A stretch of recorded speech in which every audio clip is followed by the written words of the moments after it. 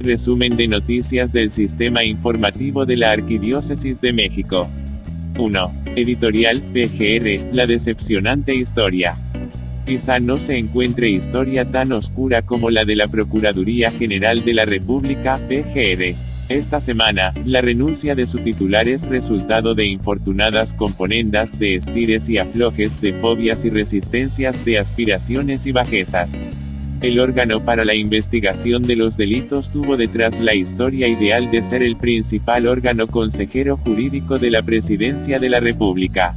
Abogado de la Nación, el procurador era el principal ejecutor de la ley y de la gestión de asuntos de la Federación para la protección de sus intereses. Bajo esos ideales, estaría aparejada la designación de los mejores hombres y mujeres, reputados juristas, abogados y especialistas destacados por su notable trayectoria ética y profesional. Sin embargo, mientras la vida política del país se ampliaba haciéndose cada vez más compleja, la Procuraduría pasó a ser una institución con la más baja tasa de confianza entre la ciudadanía.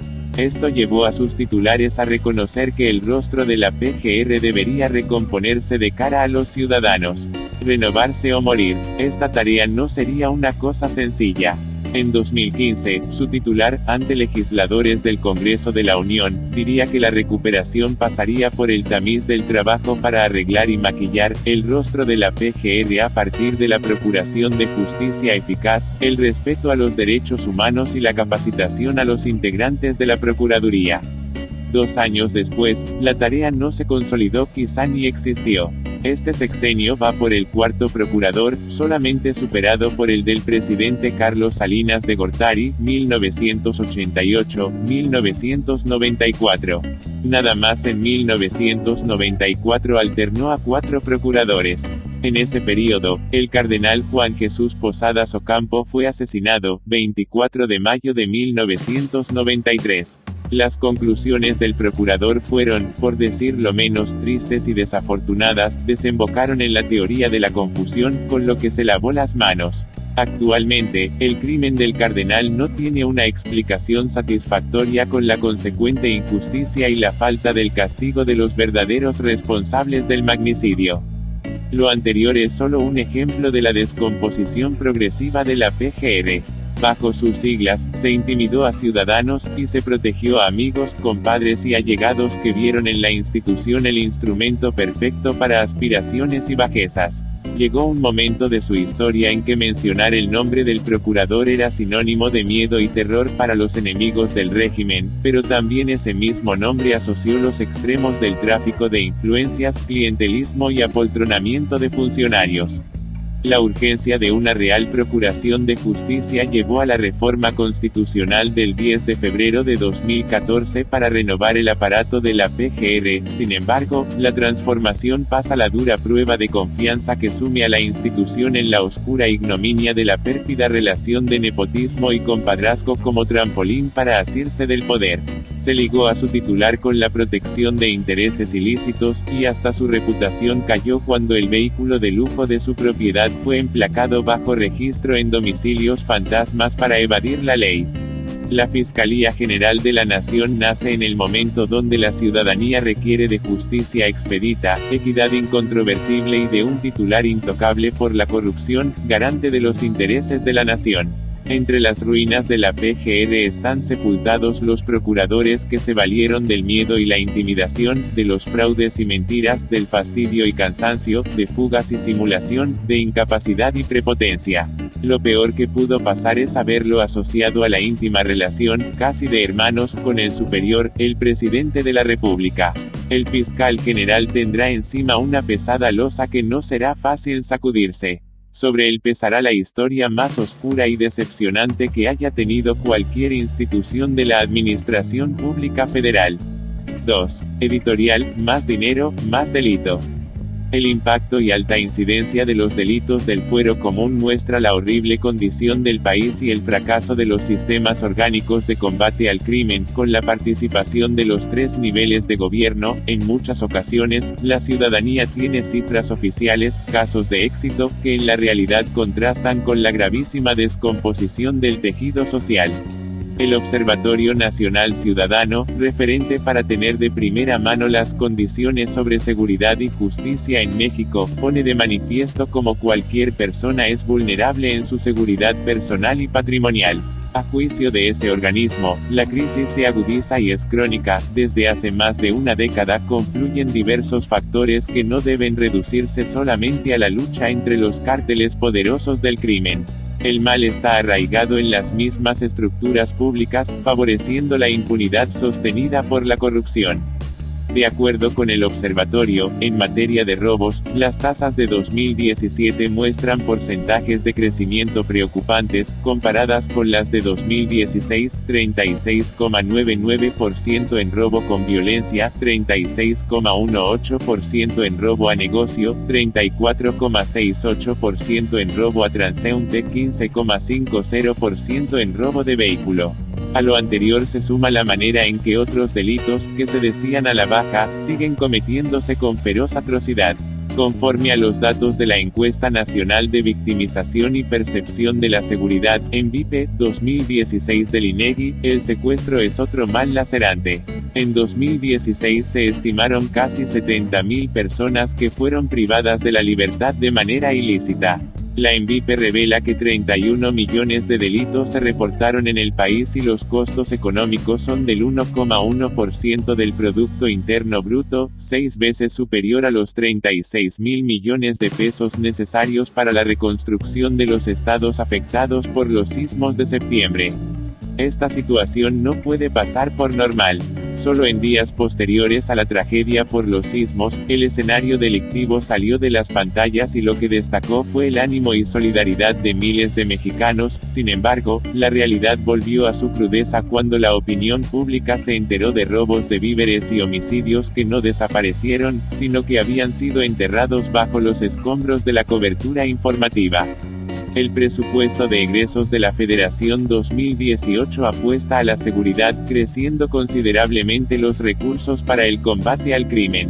La Secretaría de Gobernación y áreas de seguridad interior como Policía Federal y Gendarmería pasarían de los 58.187 millones de pesos a 63.207 millones de pesos en 2018, es decir, un incremento superior a los 5.000 millones de pesos.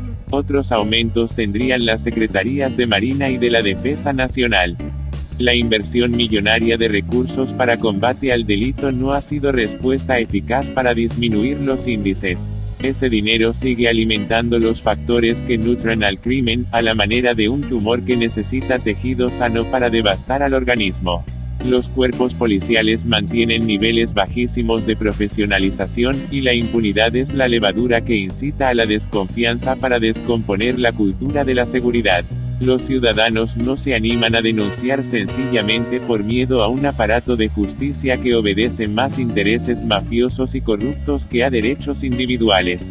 Más dinero a seguridad parece alimentar el crimen. El Observatorio Nacional Ciudadano lo apuntó claramente en sus conclusiones recientes. Otros factores más preocupantes subsisten haciendo que el delito cobre más y más víctimas. La pobreza, rezago, desigualdades sociales y la rampante inflación impacta cada día a millones de mexicanos que luchan cada día en múltiples frentes.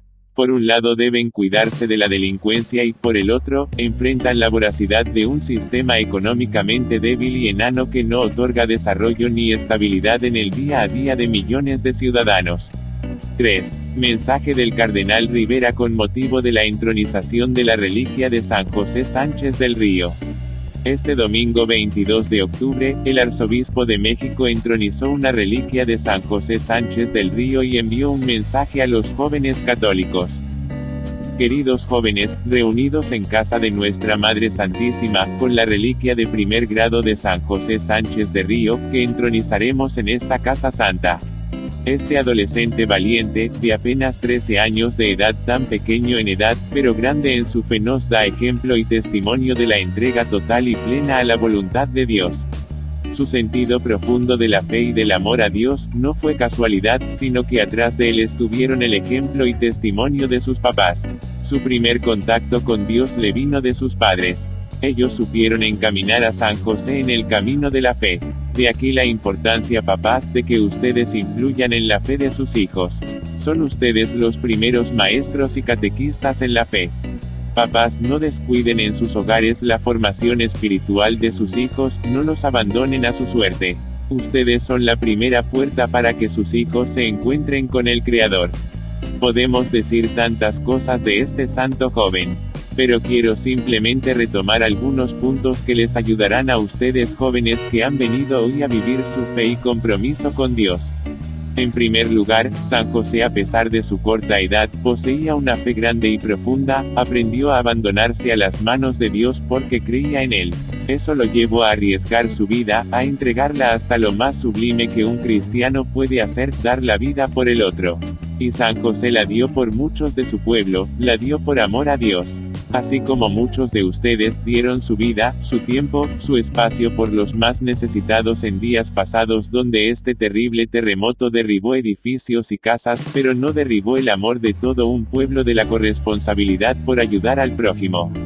Yo quiero felicitarlos por este acto heroico de profundo amor que muchos de ustedes demostraron hacia los más necesitados.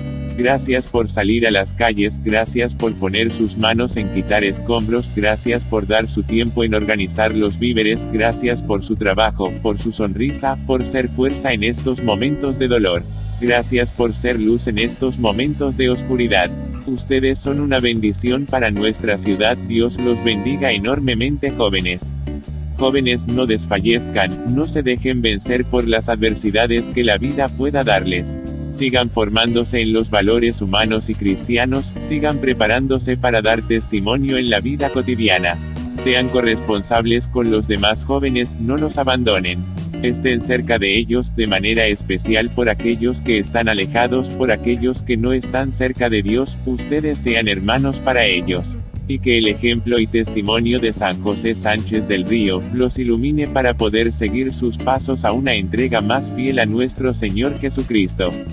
4. Testimonio, mi vocación, un regalo descubierto en la oración. Hola, me llamo Luis Antonio Nengua Arriaga, soy originario de Toluca, me encuentro en la etapa del primer año de filosofía en el Seminario Conciliar de México, y quiero compartir contigo la historia de mi vocación, historia de amor. Crecí en una familia con valores cristianos, soy el tercero de 4 hermanos, y a mis 21 años de edad recuerdo que desde pequeño mis papás me llevaban a misa todos los domingos, llegó el tiempo en que asistí a la catequesis, y así fui poco a poco conociendo a Jesús. Viví mi adolescencia como cualquier chico, es decir, tenía novia, iba a la escuela, y me divertía con mis amigos. A pesar de que seguía asistiendo a misa, fui dejando a un lado a Dios. Mis proyectos de vida ya los tenía pensados, y entre ellos estaban el tener una familia, una carrera universitaria y una estabilidad económica y social. Pero iniciando mis estudios de preparatoria, mi conducta cambió, me hice rebelde e irresponsable, incluso me aplazaron un año mis estudios debido a mis malas notas, siendo una decepción para mi familia y para mí. A pesar de que olvidé a Dios, Él nunca me dejó solo. En una ocasión en que asistí a misa en mi parroquia, me hicieron la invitación para formar parte del movimiento de renovación carismática católica en el Espíritu Santo. Yo acepté porque quería reavivar mi amor por Dios y sentirme mejor después de mis errores. Cada semana nos reuníamos en la parroquia para tener asambleas de oración. En cada asamblea, yo me acercaba a Dios con un corazón dispuesto a experimentar una renovación, el Espíritu de Dios empezó a actuar en mi vida, entendí que un corazón renovado, es un corazón nuevo, una vida nueva, una forma de experimentar el amor de Dios en mi vida. Mis metas, mis objetivos, fueron cambiando cada día conforme pasaba el tiempo, estaba seguro de que ya no era el mismo, empecé a experimentar el señorío de Jesús en mi vida, mi atención se fue centrando poco a poco en el sufrimiento de las personas a mi alrededor, y éstas empezaron a acercarse a mí buscando una explicación a sus problemas. Cuando yo las miraba a los ojos, empezaba a experimentar algo en mi interior: Señor, ayuda. Por esas personas que sufrían y oraba en todo momento que podía, y comprendí que presentarse delante de Jesús Eucaristía con lo que te acongoja te impulsa a darte cuenta de tu misión en la vida. Mi vocación es un regalo descubierto en la oración por medio de una renovación, doy gracias a Dios por esta bendita corriente de gracia. 5. Experto de la UNAM, cuidado con charlatanes que hablan de sismos en redes sociales. Imposible que la actividad solar pueda ocasionar un movimiento telúrico, como lo asegura un tal profesor Alex Bachman, cuyos videos se han viralizado. Vladimir Alcántara. La noche del 7 de septiembre se registró en nuestro país uno de los sismos más intensos de los que se tienen registro, afectando principalmente la región sur de México. Su magnitud en la escala de Richter fue apenas de 1/10 más que el de 1985, sin embargo, en esta escala, ese pequeño aumento implica mucha más energía liberada. Fue realmente un suceso alarmante. Desgraciadamente hay personas que aprovechan estas situaciones de alarma social para obtener notoriedad. Tal es el caso de un personaje que se da el título de profesor y se hace llamar Alex Bachman, quien asegura en redes sociales que dicho sismo tuvo su origen en la actividad solar, y que vendrán otros de mayor magnitud. Sobre el tema, habla para Desde la Fe Adolfo Orozco Torres, investigador del Instituto de Geofísica de la UNAM. Señaló que el fin de esta persona es únicamente obtener notoriedad y aumentar sus ratings buscando la manera de engañar a mucha gente que desconoce el tema científico, algo que es totalmente entendible, pues no todo mundo se ha dedicado a la ciencia. Obviamente, el del origen de los sismos es un tema para expertos, y como no hay tantos, este tipo de personajes aprovechan la ocasión para sembrar confusión, asustar la gente con noticias de conspiraciones científicas, o de armas secretas capaces de destruir el planeta, y de otras charlatanerías como esas. Orozco Torres afirmó que en este tenor han sido vertidos los comentarios del tal profesor Alex Bachman, quien aseguró que si la comunidad científica se ha empeñado en ocultar que el sismo tuvo su origen en la actividad solar, es solo por temor de los científicos a perder sus empleos. Este profesor aparenta seriedad al hablar con una pantalla detrás, en la que muestra los reportes del Servicio de Alerta americano que está monitoreando continuamente el Sol. Él cita los reportes de las manchas solares que se ven en la pantalla, los datos del viento solar y otras cuestiones, pero esto no lo convierte en un experto sobre el Sol, la actividad solar y los efectos que estos fenómenos pueden producir en la Tierra. Mi actividad profesional durante 42 años en el Instituto de Geofísica de la UNAM, indicó, consistió precisamente en estudiar el ciclo solar y su influencia sobre el campo magnético de la Tierra. Por supuesto que hay efectos. Cuando las grandes ráfagas solares impactan a la Tierra, pueden producir hermosas auroras, interrumpir las comunicaciones satelitales, generar las llamadas tormentas magnéticas, que nunca sentimos, ya que son perturbaciones mínimas del campo magnético solo medibles por instrumentos muy precisos. La actividad solar también puede provocar apagones en latitudes elevadas, como Nueva York o Canadá, por sobrecargar las líneas de transmisión eléctrica, pero hasta ahí. El también presidente del Centro Mexicano de Sindonología explicó que, si bien la energía que transportan las ráfagas solares es muy grande, se dispersa en volúmenes tan inmensos que es realmente ínfima la afectación que le pueden generar a la Tierra. Prácticamente se llegan a producir solo los efectos que ya he mencionado. Por otra parte, la cantidad de energía liberada en un terremoto es inmensamente superior a la que el Sol nos puede entregar en sus periodos de máxima actividad. No hay comparación. Estamos hablando de que la diferencia es enorme, es 1000 millones de veces más intenso un terremoto que los efectos de la actividad solar en la Tierra. Señaló que entre los charlatanes es común acusar a la ciencia de rechazarlos por supuestos intereses económicos, políticos o de prestigio personal. Se trata de la cantaleta de siempre: me persiguen, me ignoran, me bloquean porque revelo sus sucios intereses y sus engaños a la sociedad, y no quieren perder sus privilegios. Es así como se curan en salud de las críticas y descalificaciones que saben que se les harán por sus infundadas declaraciones. Lamentó que en el terreno de las redes sociales este tipo de charlatanes pueda generar tanto daño, debido al deseo de muchas personas de buena voluntad que se sienten obligadas a difundir noticias aparentemente importantes, a fin de ayudar a sus diversos contactos. De eso se aprovechan, saben que mientras más grave sea la supuesta amenaza que desvelan, pueden engañar y causar pánico y angustia entre la sociedad. Hay que tener mucho cuidado y precaución en el uso de estas magníficas herramientas de comunicación, y averiguar bien las fuentes de la información, para no seguirle el juego a esos pseudocientíficos que solo buscan lucrar con la credibilidad de las personas. 6. Editorial, reciprocidad de la clase política. Después de los sismos, las exigencias parecen demandar una recomposición a nivel político, económico que, ante la tragedia, nos permita repensar nuestro sistema y organización de gobierno, pero también la forma en que nos comportamos a nivel social para que el dolor, con todos sus efectos, no caiga en la esterilidad, se olvide, o peor aún, comience a integrar factores de lucro, posicionamientos políticos de poder y de enriquecimientos avariciosos plenos de inmoralidad. Las pérdidas siguen evaluándose y podrían ser marginales y breves, equivalentes al 2,1% del Producto Interno Bruto. Sin embargo, el impacto a los estados del centro no es el mismo que en los del sureste empobrecido. Los daños seguirán costando mucho, acentuando la pobreza de décadas y reduciendo esa región al olvido.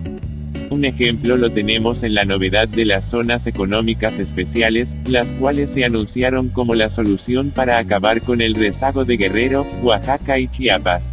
Pero a la fecha, después del decreto de ley que crea dichas zonas, publicado en junio de 2016, solo tenemos 3 de ellas, apenas constituidas esta semana por decreto presidencial en Michoacán, Chiapas y Veracruz.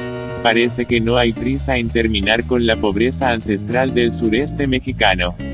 Por otro lado, tenemos la ineludible reforma de nuestro sistema político tan abatido, cuestionado y desmoralizado. Sobre la tragedia se alzan, por un lado, reformas, propuestas legislativas para terminar con el financiamiento público, reducir y adelgazar al Congreso de la Unión como bandera de paladines políticos, con claras intenciones para afianzarse en el poder en 2018 y por el otro, la babel de partidos confusos y confundidos que defienden galimatías, propuestas enredadas en la palabrería, demagogia e ineficiencia que no tienen el debido andamiaje para transformar, radicalmente, las maneras de la clase política bien instalada, a la cual la solidaridad popular parece llegar de rebote para negociar lo que ya es inaplazable. La solidaridad de millones para salvar al prójimo de entre los escombros es un mensaje claro a los que ahora medran con el dolor. Las reformas no deben ser cosméticas ni de apariencias, no deben representar indecibles fórmulas que al final sean más perjudiciales que beneficiosas. Lo evidente es sacar del nicho del poder y de los fueros a los políticos que se han hecho ricos a costa del servicio público.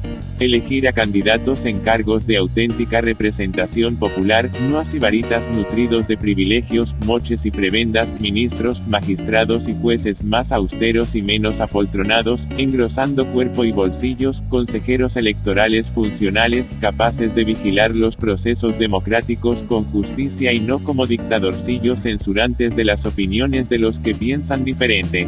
De partidos políticos vistos como órganos para la democracia y no como refugios de prepotentes, dinastías, linajes o negocios familiares que en pocas manos esquilman lo que pertenece al pueblo mexicano. En fin, la reforma de gran calado no es propaganda, publicidad o competencia, los cambios profundos son medulares al sistema político, compromiso de hundir el bisturí en esa llaga que supura, la de una clase que no puede gozarse del dolor de muchos mexicanos y que se frota las manos al capitalizar la tragedia y asirse al poder a manera de sanguijuelas chupasangre. El pueblo demostró que está listo para ayudar. Habrá reciprocidad de parte de la clase política. 7. Domingo Mundial de las Misiones. Sergio G. Román. Conocen el trabajo que hace un misionero. Porque es importante que todos los hombres conozcan, acepten y vivan a Cristo. Cuando Jesús, una vez resucitado, tiene que regresar junto a su Padre del cielo, se despide de sus discípulos y les deja una misión: predicar el Evangelio. El Evangelio de San Marcos nos habla de esta escena tan importante para nosotros, los que seguimos a Jesús. MC 16, 15, 20. Tierra de misión. El mundo ha cambiado rápidamente en nuestros días. Hemos pasado de una sociedad que se confesaba cristiana, católica, a una sociedad indiferente a la religión y, a veces, antagónica, contraria. Antes la labor pastoral de los sacerdotes era conservar e ilustrar la fe del pueblo. Todos eran católicos y no hacía falta más. En esos tiempos se veía con admiración a aquellos hombres y mujeres que dejaban su patria para ir a tierras extrañas, casi siempre exóticas, a predicar el evangelio a los paganos que no conocían a Jesús. Leíamos con emoción sus aventuras en esas revistas de misiones que tanto se difunden todavía en nuestros días. ¿Cuántos jóvenes se sintieron llamados a irse de misioneros por la lectura de esas revistas? Una de esas jóvenes, buena católica, miembro del coro de su iglesia y de la congregación mariana, se sintió llamada a ser misionera en la India. Se llamaba Inés y pertenecía a una familia albanesa residente en Yugoslavia. Es nuestra Teresa de Calcuta, servidora de los más pobres entre los pobres. Ella misma, cuando una jovencita motivada por la labor de la santa le pidió que le permitiera ir con ella a Calcuta, le respondió sabiamente: búscate tu propia Calcuta. Hoy, en efecto, todo el mundo es Calcuta, todo el mundo es tierra de misión. Ya no necesitamos ir a esas románticas tierras de paganos para predicar el evangelio a los que no lo conocen. Aquí mismo, en nuestra patria, en nuestra ciudad, en nuestro barrio, en nuestra casa, hay personas indiferentes que necesitan que se les despierte su sensibilidad para poder comprometerse con Cristo. Y esto es importante, es cuestión de vida o muerte, es cuestión de salvación o condenación. Todos somos misioneros. ¿Se han preguntado ustedes alguna vez el porqué de tener fe viviendo en un mundo indiferente? Indudablemente es un privilegio de parte de Dios, el dador de la fe. Pero es un privilegio que implica una responsabilidad, hablar de aquel a quien seguimos y que nos ha hecho felices, con una felicidad que no dan los bienes materiales de esta tierra. La Iglesia es misionera porque ha sido enviada por Jesús a predicar el Evangelio. Y la Iglesia no somos nada más los sacerdotes y las religiosas. Ustedes son Iglesia, ustedes son misioneros. ¿Y cómo ser misioneros si no sabemos? Claro que saben, y de hecho, muchos de ustedes han sabido ser excelentes misioneros al interior de su hogar. ¿Acaso sus hijos no han sido evangelizados por ustedes? Se evangeliza, ante todo, por el testimonio. No se trata tanto de hablar de Cristo sino de vivir como Cristo. Para hablar de Cristo basta aprender una doctrina, para vivir como Cristo se necesita un constante esfuerzo apoyado por la gracia divina. Un ejemplo arrastra más que 1000 palabras. Pero también es necesario ilustrar el testimonio hablando de aquel Cristo que lo motiva e inspira. Hablar de Cristo implica conocerlo. El conocimiento de Jesús comienza por esa oración que ustedes practican con toda sencillez, en la que se ponen en las manos de Dios con la confianza de los hijos pequeños. Orar es platicar con Dios y conocerlo como a un amigo muy frecuentado. Lo demás es fácil, es agradable hablar de los buenos amigos. Conocer a Cristo también significa penetrar en su Evangelio, enseñado y predicado por los sacerdotes y por los laicos más preparados en las iglesias y en las casas. En tu parroquia hay algunas personas que se reúnen a estudiar el Evangelio para después ir a predicarlo a los hermanos. ¿Por qué no se unen ustedes a ese grupo y se preparan más para hacer más fructífera su labor? Ellos se llaman, y son, misioneros parroquiales, y están comprometidos en una misión permanente que responde a la urgencia de un mundo al que ya no le interesa Jesús. Allí hay un lugar para ustedes. Las misiones adgentes. La preocupación por los que no conocen a Jesús en nuestra propia casa no impide que también nos preocupemos por los de tierras lejanas que ni siquiera han escuchado hablar de él. La Iglesia destina numerosos elementos, valiosos por su preparación y entrega, a las misiones adgentes, es decir, en nuestro idioma, las misiones entre los gentiles, los paganos que adoran a falsos dioses y no conocen el Evangelio. La labor de los misioneros es muy difícil, sobre todo en los países en que las leyes prohíben su misión de predicar. Predican con su silencio. No hablan, actúan. Así predicaba Teresa de Calcuta, sirviendo desinteresadamente a los ancianos, a los enfermos y a los niños desamparados. Calladamente, sin afán de convertirlos con palabras de esas que son muy bonitas, pero que no sirven de nada sin un testimonio que les dé fundamento. Los misioneros van hoy a tierras extrañas a servir a los hermanos más necesitados, y con perseverancia y paciencia logran que algunos por fin pregunten quién es Jesús, y entonces, solo hasta entonces, comienzan a hablar de Cristo. ¿Cuánto necesitan esos misioneros de nuestras oraciones y de nuestra ayuda? Colabora con ellos en su misión, desde aquí. 8. Opinión: la vida política se convulsiona. Mons. Felipe Arizmendi Esquivel, obispo de San Cristóbal de las Casas. Ver. Estamos ya en progresivas definiciones hacia las elecciones del 2018, en que se renuevan la presidencia de la República, las cámaras de diputados y senadores, varias gubernaturas y diputaciones locales, y muchísimas presidencias municipales. Poco a poco se van dejando de lado los desastres de los sismos pasados y de las inundaciones recientes para centrarse en las aspiraciones a estos puestos. Ya no importan tanto los hermanos en desgracia, sino colocarse oportunamente con quienes tienen más perspectivas de ganar. La contagiosa solidaridad del pueblo mexicano está a punto de pasar a segundo lugar, con el peligro de contaminar el apoyo a los damnificados con intereses partidistas. Los partidos se recomponen, las alianzas estratégicas se afinan, las propagandas se incrementan, las luchas se van haciendo más encarnizadas. Vamos a ser testigos de mutuas descalificaciones, intentando demostrar que los otros son la peor opción. Los dueños de los grandes capitales analizan a quién apoyar, para asegurar sus propios intereses. Los medios masivos de comunicación se esfuerzan por aparecer imparciales, pero también están decidiendo a quién impulsar que les afiancen su porvenir económico y político. Los ministros de la Iglesia no somos indiferentes ante este proceso. Somos parte del país y mal haríamos en encerrarnos en nuestras sacristías. La fe ilumina la política, no para casarse con un partido, sino para ofrecer luces que ennoblezcan la vocación política. No debemos hacer campaña a favor de una persona o de un partido, pero nuestra misión profética nos exige ofrecer algunos criterios morales para este importante momento histórico. Pensar. El Papa Francisco, en su visita pastoral a Bolonia, en el centro de Italia, dijo: esta plaza recuerda la necesidad para la vida de la comunidad de la buena política, no de la que es sierva de las ambiciones individuales o de la prepotencia de grupos o centros de interés.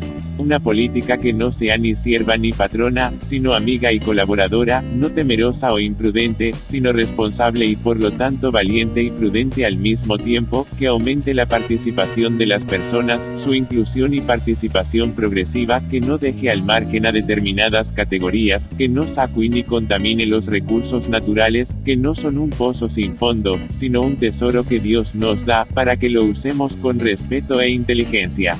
Una política que pueda armonizar las aspiraciones legítimas de individuos y grupos, manteniendo el timón firme en el interés de toda la ciudadanía. Este es el rostro auténtico de la política y su razón de ser, un servicio invalorable al bien de toda la comunidad. Y por eso la doctrina social de la Iglesia la considera como una noble forma de caridad. Por lo tanto, invito a los jóvenes y a los menos jóvenes a que se preparen de manera adecuada y a esforzarse personalmente en este campo, asumiendo desde el principio la perspectiva del bien común y rechazando cualquier forma, por muy mínima que sea, de corrupción. La corrupción es la polilla de la vocación política. La corrupción no deja que crezca la civilización. Y el buen político lleva su propia cruz cuando quiere ser bueno, porque debe dejar tantas veces sus ideas personales para tomar las iniciativas de los demás y armonizarlas, acomunarlas, para que efectivamente sea el bien común el que salga adelante.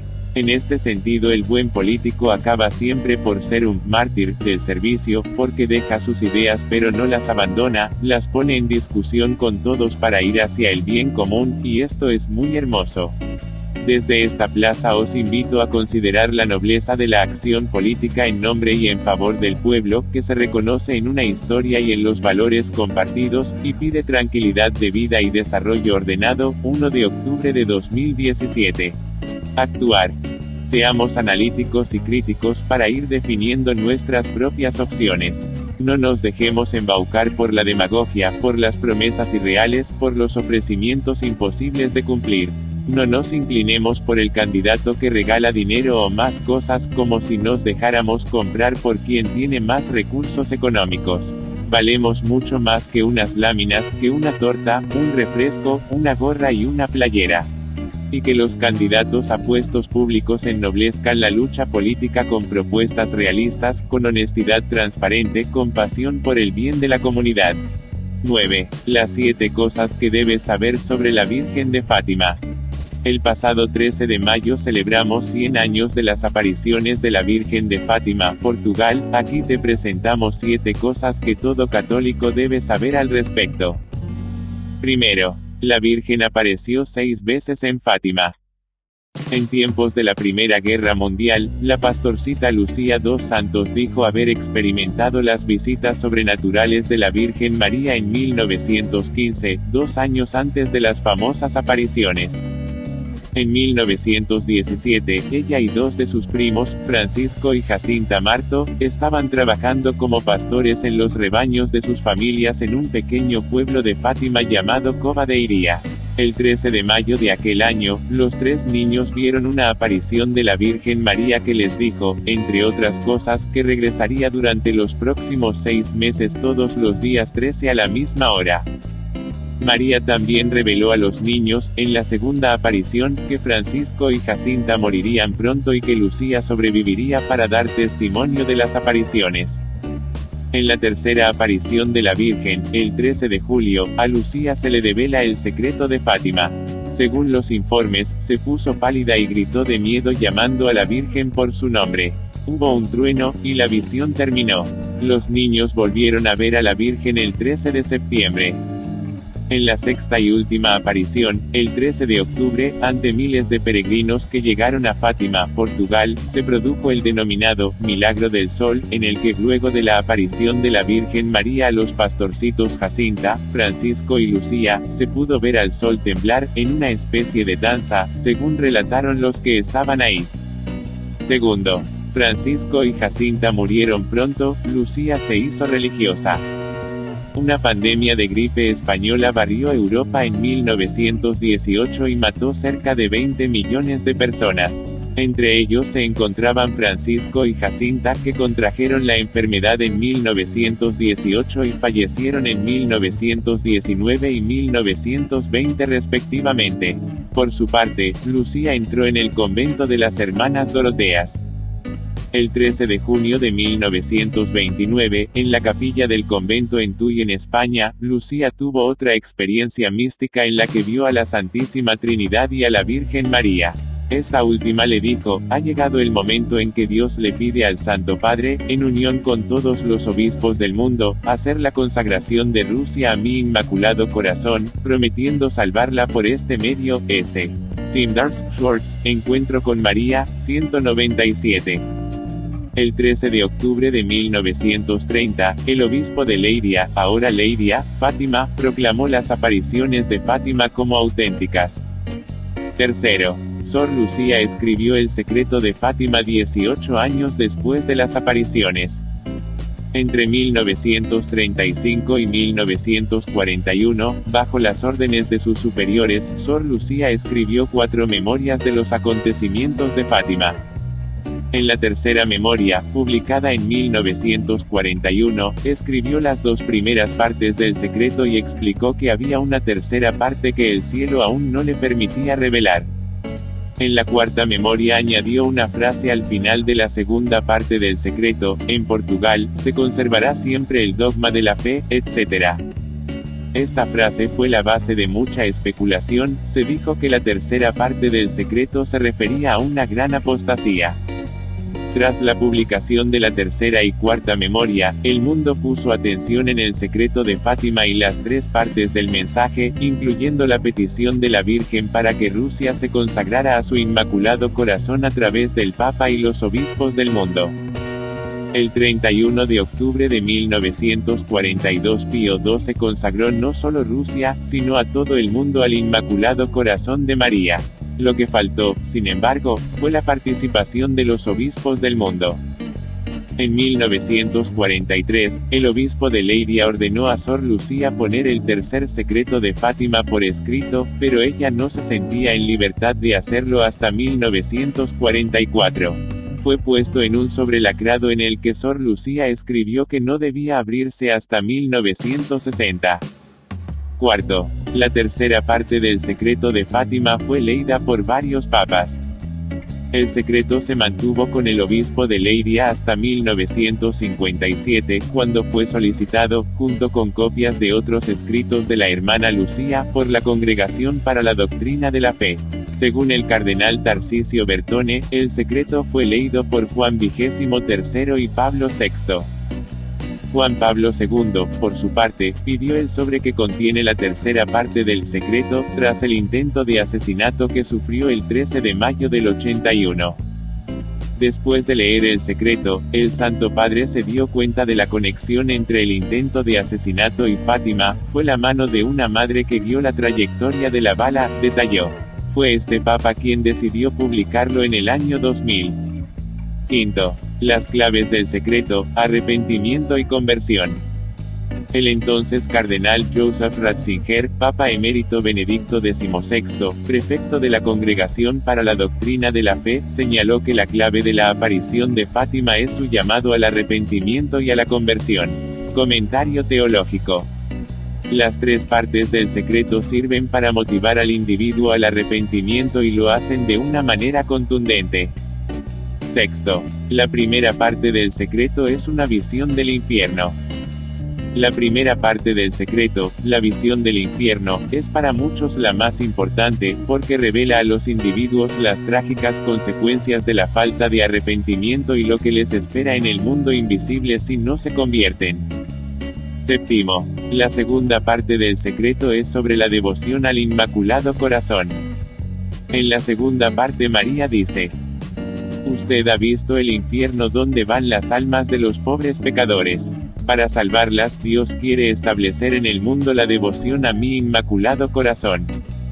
Después de explicar la visión del infierno, María habló de una guerra que iniciará durante el pontificado de Pío VI.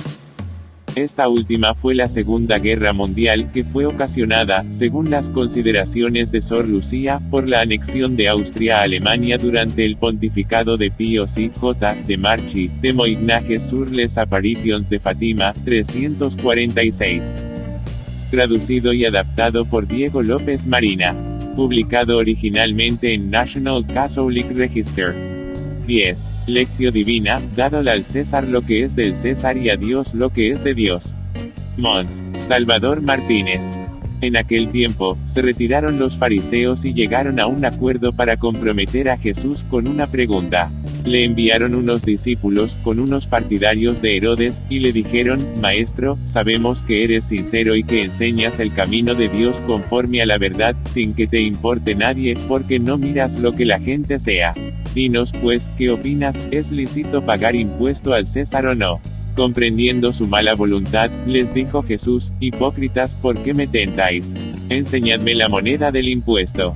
Le presentaron un denario. Él les preguntó: ¿de quién son esta cara y esta inscripción? Le respondieron: del César.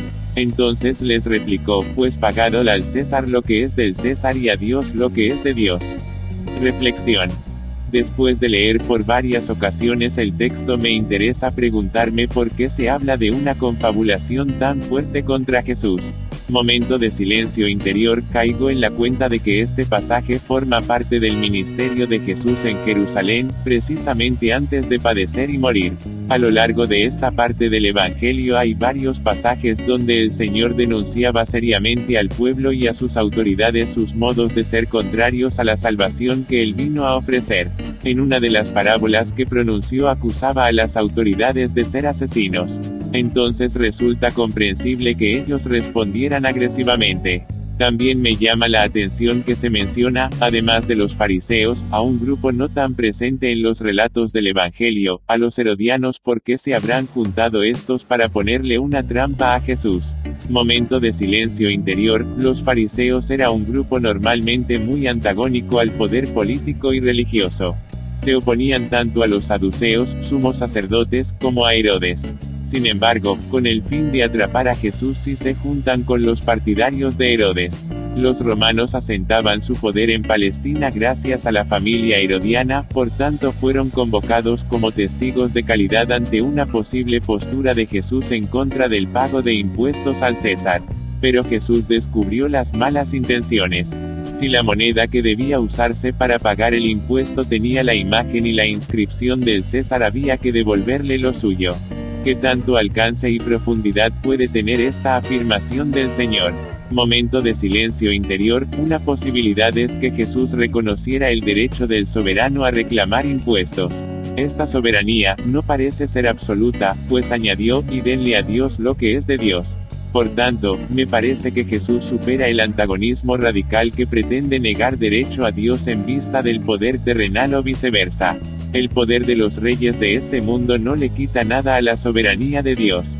La respuesta de nuestro Señor Jesucristo ha sido utilizada mucho a lo largo de la historia como principio de superación de conflictos entre el poder terrenal y el divino, pero también puede servirnos de parapeto o excusa para declarar falsas autonomías.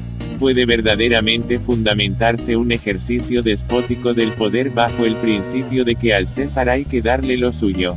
Momento de silencio interior. No creo que Jesucristo nos haya querido enseñar que si al soberano le parece bien engañar, someter y llevar a su pueblo por sendas de muerte, esté al margen de la soberanía del bien, de la justicia y de la vida, más aún, de la soberanía del que es bueno, justo y fuente de toda vida, es decir, de Dios.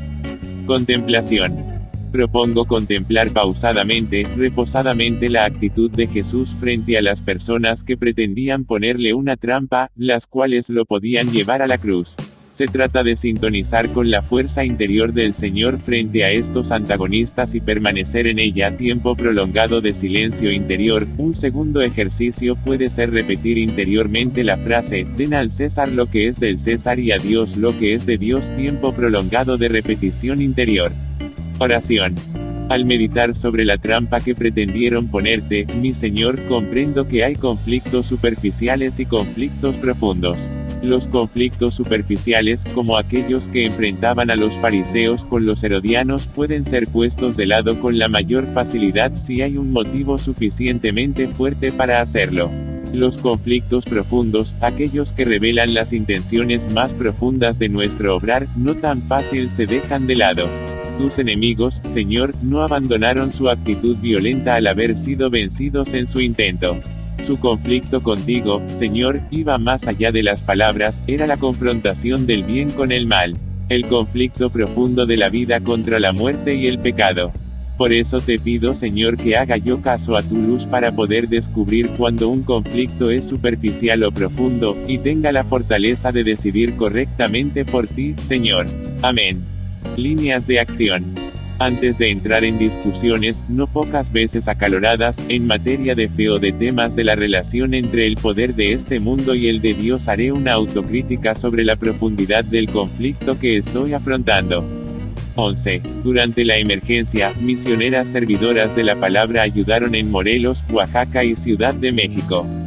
Removieron escombros, distribuyeron víveres y prestaron auxilio espiritual a las personas afectadas por los sismos que sacudieron diversas entidades del país. Abimael César Juárez. Como fue conocido a nivel mundial, tras los terremotos del 7 y 19 de septiembre en nuestro país se desplegó de manera espontánea la increíble fuerza de la solidaridad. Actos de heroísmo por parte de rescatistas y de la propia ciudadanía mostraron un rostro de México con el que poco se nos había identificado. Nuestros jóvenes, que parecían adormilados, con entusiasmo demostraron sus más grandes valores yendo al encuentro de quienes requerían ayuda, todo lo cual quedó por encima del panorama de pesimismo por el que atraviesa nuestra nación. Debido a los secuestros, la violencia, los asaltos, la corrupción, es decir que en nuestro México sí hay esperanza, expresó desde la fe la hermana Gloria Rodríguez, misionera servidora de la palabra. Dijo que, en el contexto de la emergencia, también pudimos observar la manera en que los representantes de diversas comunidades religiosas, clérigos y laicos comprometidos, se dieron cita para ir al encuentro de quien más lo necesitaba a fin de brindarle ayuda. En este sentido, destacó la presencia de los misioneros servidores de la palabra, en sus ramas varonil y femenina, quienes se hicieron presentes para brindar ayuda a los damnificados de Morelos, Puebla, Oaxaca y Ciudad de México. Esta actividad no es para nosotros, o no debería, ser algo extraordinario, sino una misión constante de la Iglesia que tiene el deber de ser luz y sal en medio del mundo. Señaló que la congregación ha tratado de brindar un tipo de ayuda integral, ya que Dios, en su infinita bondad, les ha permitido hacerlo. Todo ser humano necesita tanto la ayuda material como la espiritual, por eso lo primero que hicimos fue abrir centros de acopio para concentrar víveres y llevarlos directamente a las personas necesitadas, procurando una adecuada distribución. La hermana Gloria Rodríguez explicó que también ayudaron a remover escombros y a ordenar algunas de las casas de las personas afectadas, entre muchas otras labores. Pero esto es solo el principio.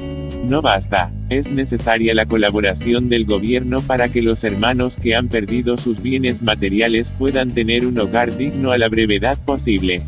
En cuanto a la ayuda espiritual, refirió que han visto con mucha alegría que las personas, aún en medio de una situación tan crítica, son capaces de elevar una oración, y eso lo han constatado en algunos de los hogares que visitaron, en los testimonios de personas que no podían dormir, que estaban nerviosas, agresivas, como reacción a lo que habían vivido. Al rezar con ellas el rosario o la coronilla de la misericordia, o participar en la celebración eucarística, muchas de ellas han recuperado la estabilidad. Para finalizar, la hermana Gloria Rodríguez explicó que como parte de su carisma, los servidores de la palabra buscan el equilibrio entre la oración y la acción, sirviendo a Jesucristo con amor, generosidad y sacrificio, por eso, mientras trabajan procuran mantenerse en oración. En este contexto, algo de lo que llamó la atención de los muchos voluntarios que ayudaban a sacar escombros de viviendas en Totolapán, Morelos, fue el escucharnos rezar el rosario mientras trabajábamos. Esta oración fue también propicia entre los familiares que esperaban noticias de quienes quedaron atrapados entre los escombros en la Ciudad de México. Y como nuestro lema es, evangelizar a los laicos para evangelizar con ellos, siempre procuramos trabajar, mano a mano, con quienes comparten nuestro carisma y con todo hombre de buena voluntad, pues la primera forma de predicación la constituye un claro testimonio de Cristo. 12. Tras el 19 de septiembre, Fundación Ama la Vida IAP capacitó a ciudadanos para escucha activa a afectados. Los voluntarios pudieron brindar apoyo a la población vulnerable, tanto en albergues como en centros de acopio y otros espacios. Editorial Desde la Fe. Tras los pasados acontecimientos del 19 de septiembre, la Fundación Ama la Vida IAP, como organización que forma parte de Cáritas, Arquidiócesis de México, se comprometió a brindar un espacio de escucha para la población afectada, así como brindar a ciudadanos capacitación con herramientas básicas en escucha activa desde la metodología Cáritas, con el objetivo de facilitar el apoyo a los voluntarios comunitarios, parroquiales y centros de atención. De esta manera, la Fundación Ama la Vida activó el 21 de septiembre un dispositivo de capacitación en escucha bajo la metodología de Cáritas, Arquidiócesis de México, con herramientas básicas para los líderes comunitarios, líderes parroquiales, líderes académicos y población en general que sintiese el impulso de brindar apoyo, a manera de voluntariado, a la población vulnerable. Durante la capacitación, se ofreció a los voluntarios un directorio institucional, útil para una atención mucho más personalizada en relación con la demanda. Entre las capacitaciones que se dieron, destaca la que tuvo lugar en la parroquia de la Purísima Concepción Tlacopac, en la Col.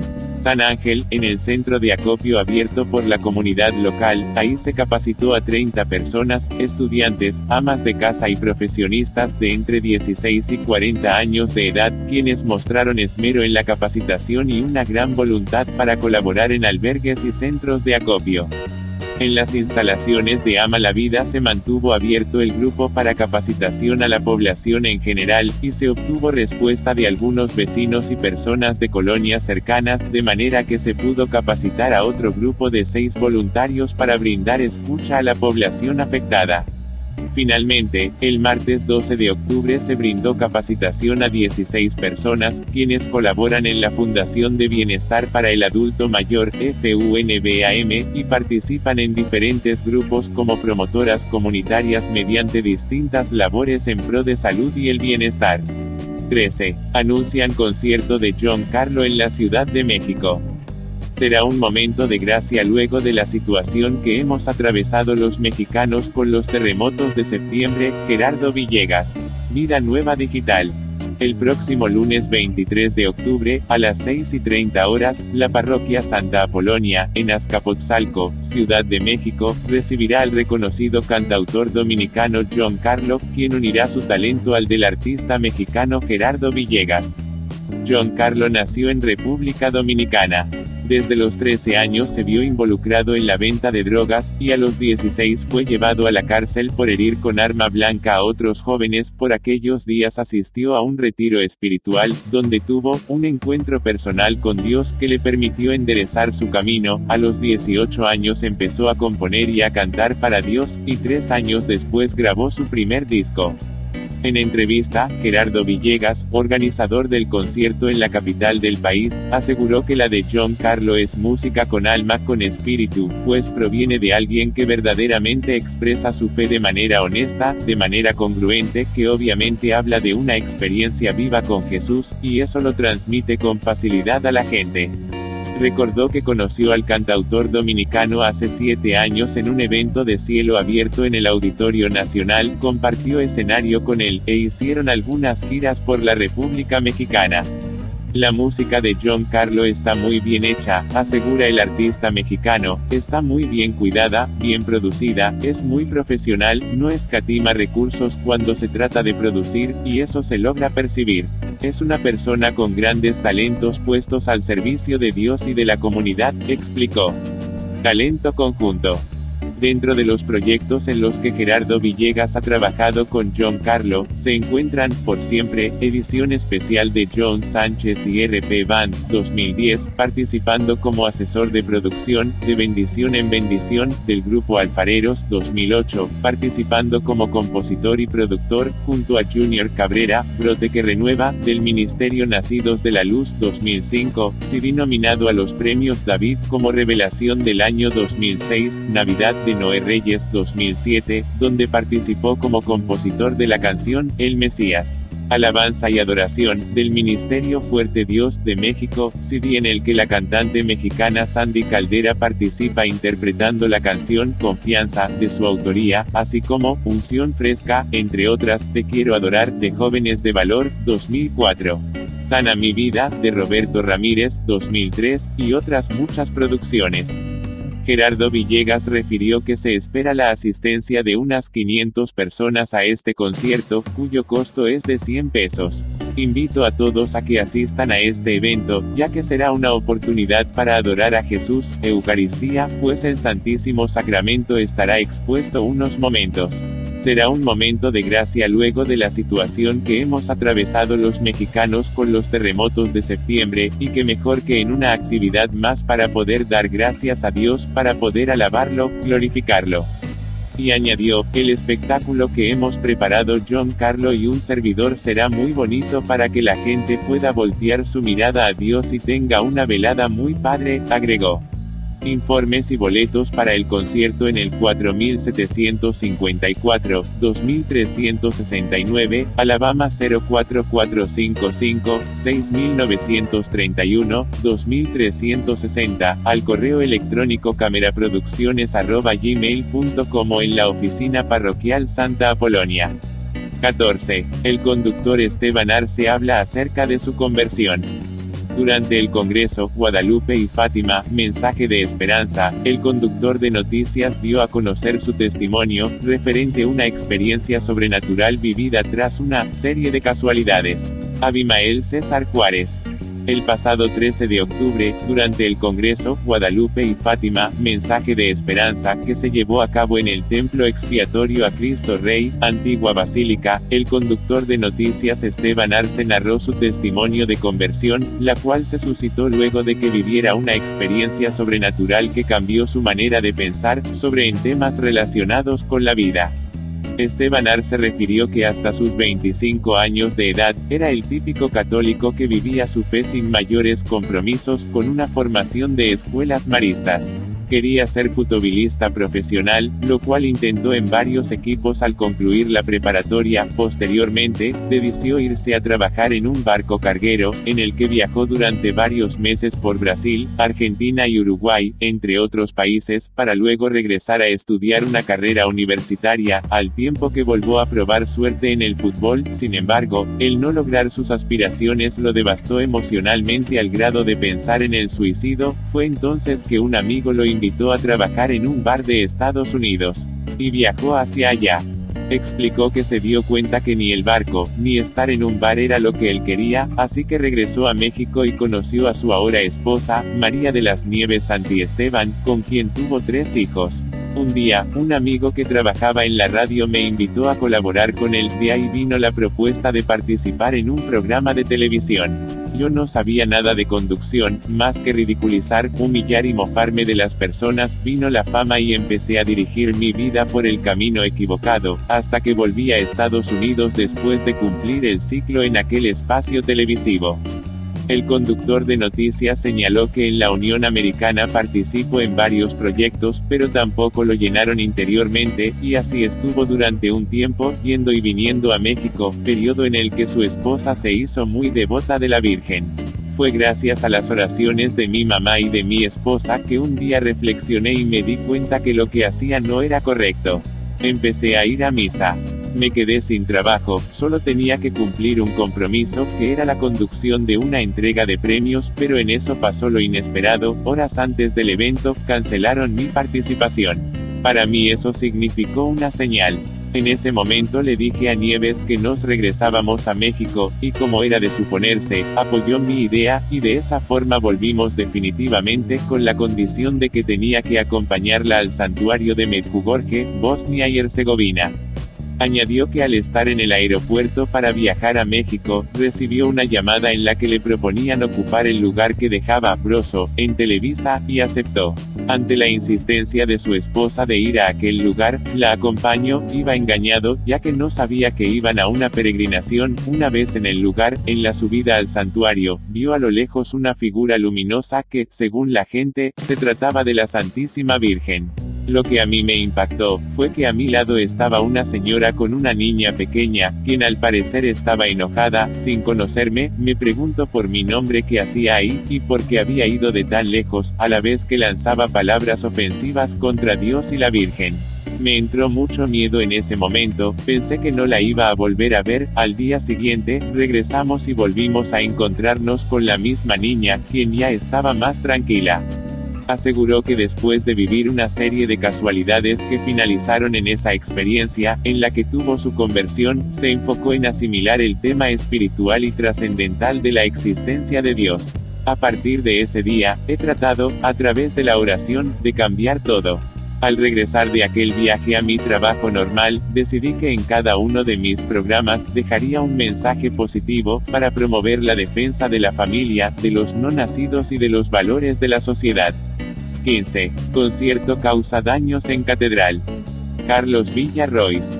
Después del sismo del 19 de septiembre, conforme han ido pasando los días, en la Catedral Metropolitana de México han ido apareciendo más daños que han obligado tanto a sacerdotes como a fieles a modificar algunos aspectos de la vida eclesiástica, así como de la tradición litúrgica de las misas. Los púlpitos de ónix que flanquean el altar mayor de la catedral no están siendo usados, ya que al parecer uno de ellos se separó de la columna a la que va anclado, de manera que, en lo que los peritos del INAH y de sitios y monumentos históricos terminan de realizar los estudios correspondientes, la lectura del Evangelio no se realiza desde este lugar como es costumbre.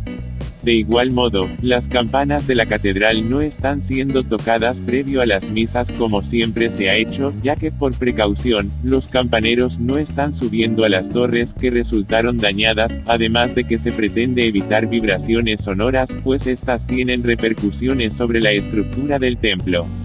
En este sentido, el P. Felipe Galicia, capellán del coro de la catedral, explicó que después del evento multitudinario del domingo 8 de octubre, por la excesiva sonoridad que se dio en la Plaza de la Constitución, se manifestaron algunos nuevos daños en la catedral. Del vano de la ventana que da al coro se ha caído una cantera grande hacia la bóveda de la nave procesional, y se corre el riesgo de que otro fragmento de cantera interior caiga sobre la sillería del coro, lo que sería una pena que sucediera. Por tal motivo, posiblemente en breve se comenzará a instalar un alto andamio para retirar esta enorme piedra. Dijo que es necesario informar a la opinión pública que los eventos multitudinarios del Zócalo afectan a la catedral, por lo que las autoridades deben contemplar la posibilidad de que se realicen de otra manera o con la prudencia de tener menor volumen en los sistemas de sonido. De momento, los integrantes del venerable Cabildo Metropolitano están rezando las laudes en la sillería del coro, pero en gradas más cercanas a la reja, y no en los asientos del fondo como es la costumbre.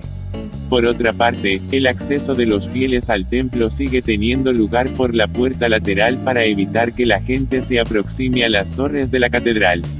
16. El límite de la autoridad civil es lo que va en contra de los ciudadanos. Homilía del Cardenal Rivera del 22 de octubre del 2017.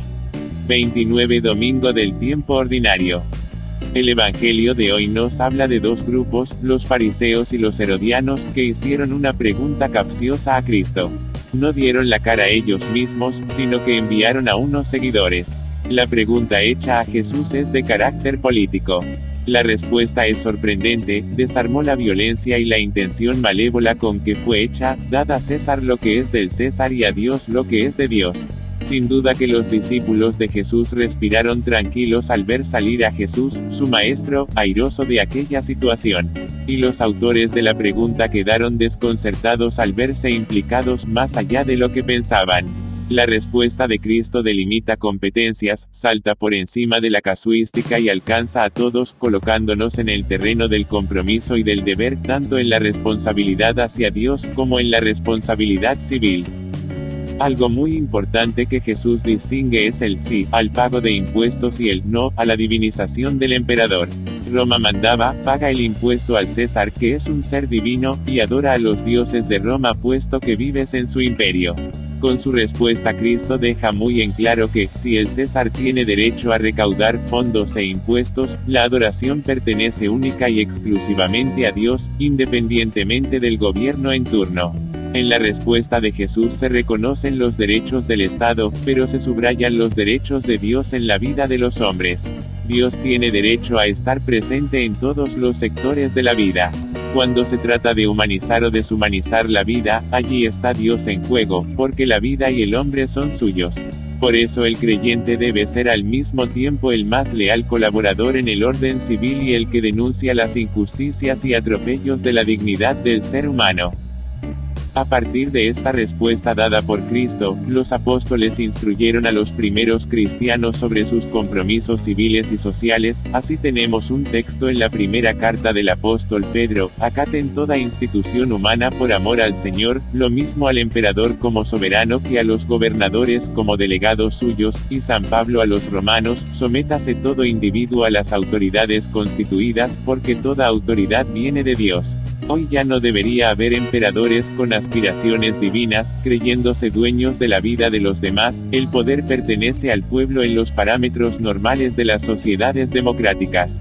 El planteamiento del Evangelio de hoy podría formularse así: el impuesto debe ser pagado con sentido de responsabilidad, exigiendo que los fondos públicos siempre sean utilizados para el bien común de la sociedad y no para su destrucción y nunca contra la sacralidad de la vida.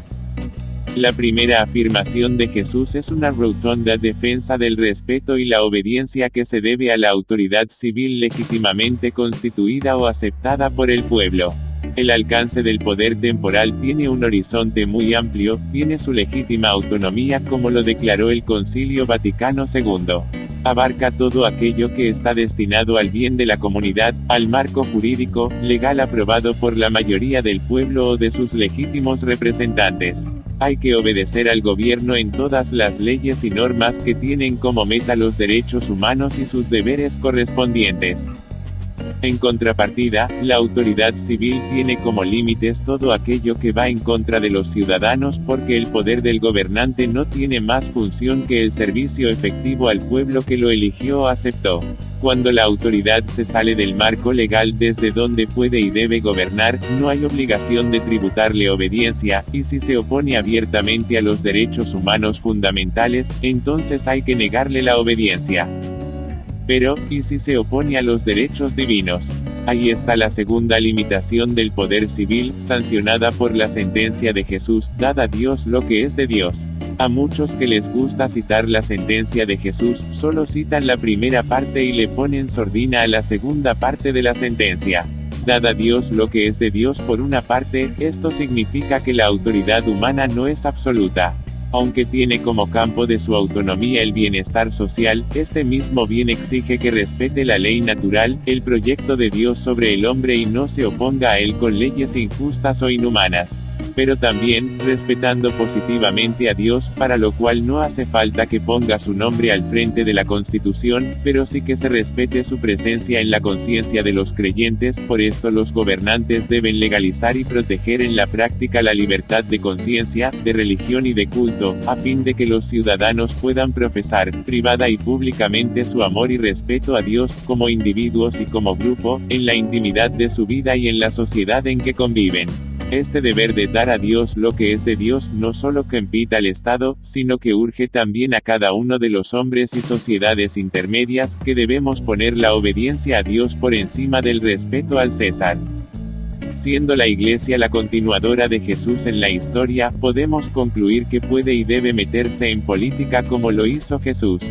Jamás participando en política de partidos y siempre recordando a los cristianos y a los hombres en general que deben obedecer y respetar a la autoridad en todo y solo aquello que se dirija en bien de la comunidad, y recordando a la autoridad civil que solo tiene poder para legislar en favor de los derechos y deberes humanos sin oponerse a los divinos. Si la Iglesia quiere ser fiel a su Maestro, no puede descuidar la dimensión social del cristianismo, que nos manda dar al César lo que es del César, obedeciendo todas las leyes justas, pero también, defendiendo siempre la dimensión religiosa de la vida humana, que nos ordena dar a Dios lo que es de Dios.